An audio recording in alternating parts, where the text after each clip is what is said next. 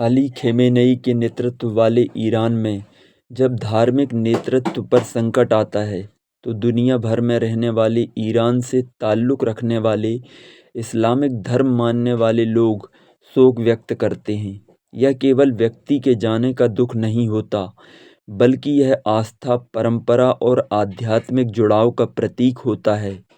दिल बागवान हो जाता है जब हम देखते हैं कि लोग अपने धर्म गुरु के प्रति श्रद्धा और सम्मान व्यक्त करते हैं। यही भावना हमें भी सीख देती है कि हम जात पात की खाई पाट कर अपने देश की एकता, अखंडता और सुंदरता को पुष्पित पल्लवित करें। भारत को किसी बाहरी ताकत ने केवल शक्ति से गुलाम नहीं बनाया। इतिहास गवाह है कि गद्दारी ने, अंदरूनी फूट ने, स्वार्थ ने देश को कमज़ोर किया। जब जब हम बटे तब तब हम हारे। आज के परिवेश में यदि देखें तो जो व्यक्ति भ्रष्टाचार करता है, क्या वह देशभक्त कहलाने योग्य है? जो रिश्वत लेता है, क्या वह देश के विकास का साथी है? जो जनता के टैक्स पर वेतन पाकर स्वयं को सेवक नहीं शासक समझता है, क्या वह सच्चा नागरिक है? रिश्वत लेने वाला देशद्रोही है। विकास की अधोसंरचना में भ्रष्टाचार करने वाला देशद्रोही है। जनता के बल पर पद प्राप्त कर जनता को भूल जाने वाला गद्दार है, देशद्रोही है। देश केवल सीमा पर खड़े सैनिकों से नहीं चलता, बल्कि ईमानदार नागरिकों से चलता है। जब व्यवस्था में बैठे लोग सेवा की भावना छोड़ देते हैं, तब व्यवस्था खोखली हो जाती है। हो गई है पीर पर्वत सी अब पिघलनी चाहिए, इस हिमालय से अब कोई गंगा निकलनी चाहिए। आज यह दीवार पर्दों की तरह हिलने लगी।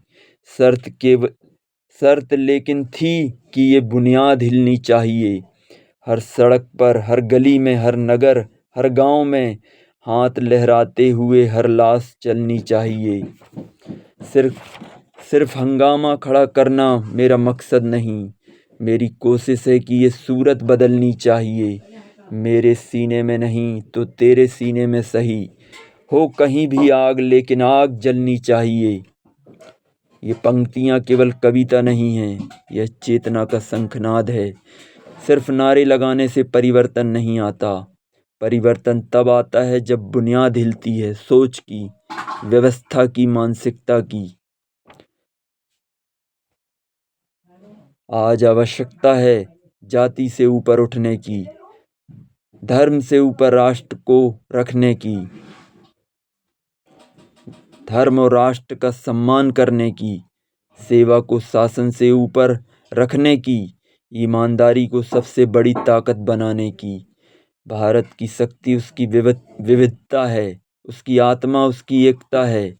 यदि हम भ्रष्टाचार के विरुद्ध खड़े हो जाएं, यदि हम अपने कर्तव्यों को समझ लें, यदि हम स्वयं बदल जाएं, तो देश को बदलने से कोई रोक नहीं सकता। सिर्फ क्रांति की बात नहीं, चरित्र की क्रांति चाहिए। सिर्फ आवाज़ नहीं, साहस चाहिए। सिर्फ गुस्सा नहीं, दिशा चाहिए। अब समय आ गया है कि हर नागरिक अपने भीतर पूछे, क्या मैं सेवक हूँ या स्वार्थी? क्या मैं देश बना रहा हूँ या केवल अपना घर?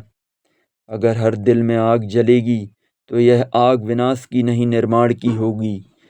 और तभी सच्चे अर्थों में भारत की एकता, अखंडता और सुंदरता पुष्पित पल्लवित होगी।